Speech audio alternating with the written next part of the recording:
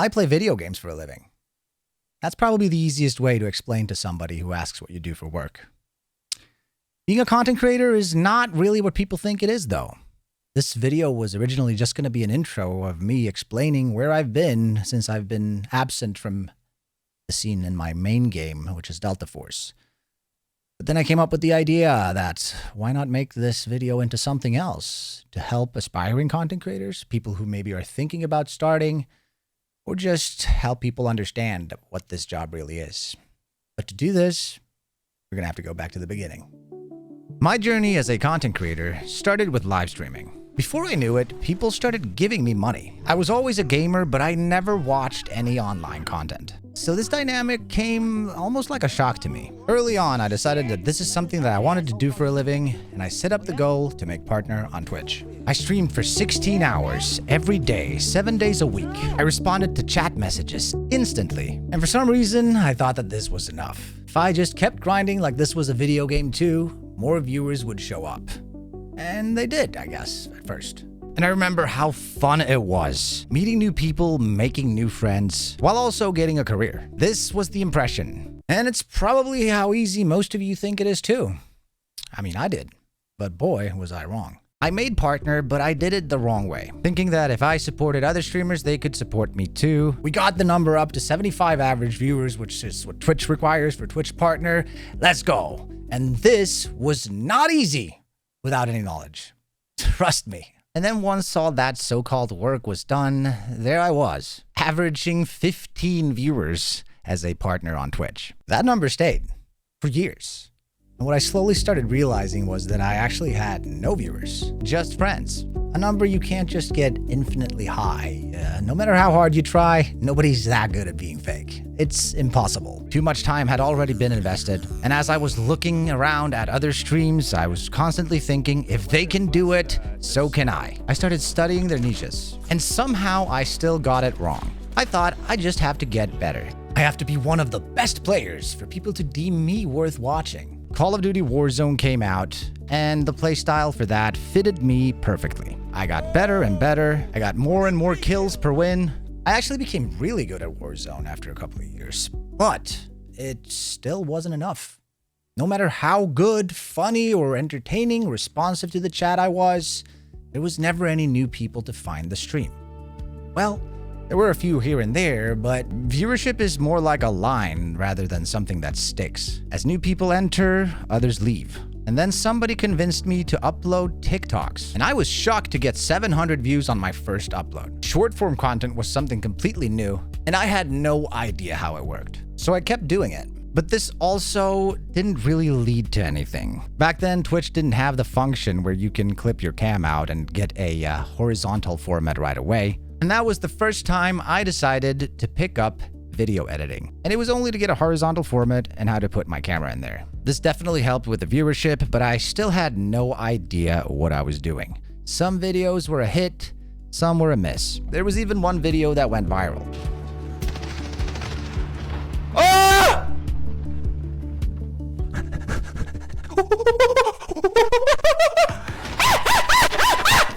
To not drag this out too much, we're gonna fast forward until where I figured this all out. Yes, progress. The numbers were increasing. 10K, 20K, 50K, 100K, 500K. Before I knew it, tons of my videos had hundreds of thousands of views and some even up in the millions. I figured out how to multi-stream to TikTok, and it was a good funnel for almost a year. TikTok live viewers were up to the thousands, and I got my Twitch viewer average up to a couple of hundred.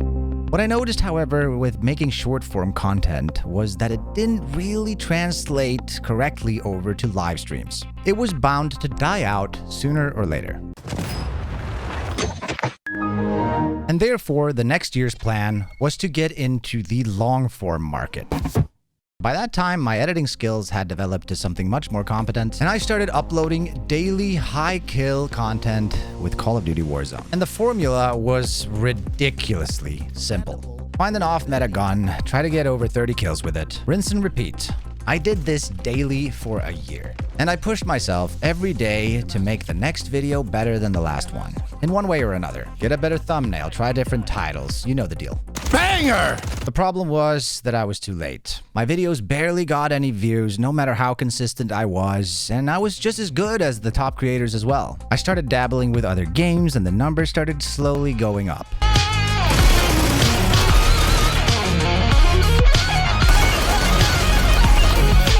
And then Delta Force launched, and everything finally came into place. I kept the same concept, stay active every day, and the views just kept increasing. Very early, I was already Delta Force's most watched content creator on both YouTube and Twitch. And this is where the real problems started happening for me.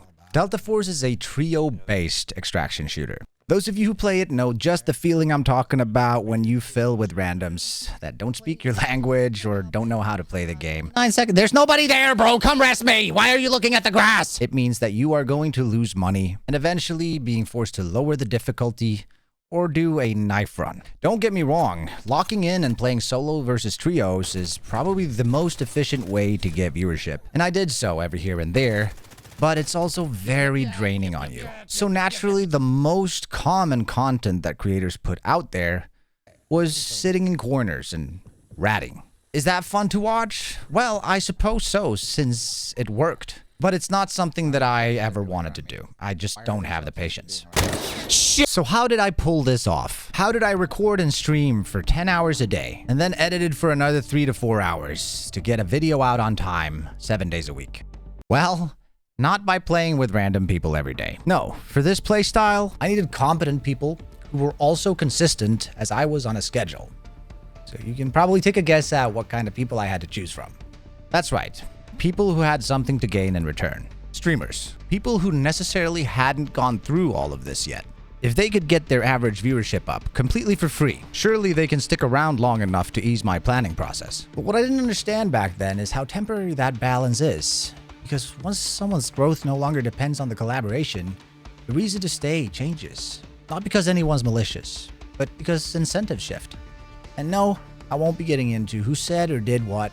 The point is what happened to me. My hard work kept getting cut into pieces. Some people talked down on me right there when we were playing together with the mic muted. Some did it when I was offline and they thought I wasn't watching their streams. And some did it much, much later. Not because it necessarily had anything to do with me. People just do this to protect their own brand. But it created a lot of bad narratives around mine. And towards the end of last year, I started realizing that I had made very few friends and created a lot more competitors. And even though most of this content is based on a persona that all of you helped me invent, once there is no positive emotion left within you, it gets even harder to produce any entertaining content. So it was time to let go. I took my first break and I just decided whatever happens, happens. I came back, but I stuck to other games and the viewership was plummeting everywhere. So now I have realized one very important thing for me, and that's that it was never Delta Force that was the problem. It was the ecosystem that came along with it. And even more importantly, I know now that this is not a business for someone like me. So I regret to inform all of you that this will be my last video. I'm gonna quit being a content creator and pursue something else in life. Did you honestly believe that a bunch of fresh amateurs were gonna faze me? Did you think that my anger was a problem? It is my fuel! And Delta Force Season 8 just launched. You better be there. You're gonna be banned.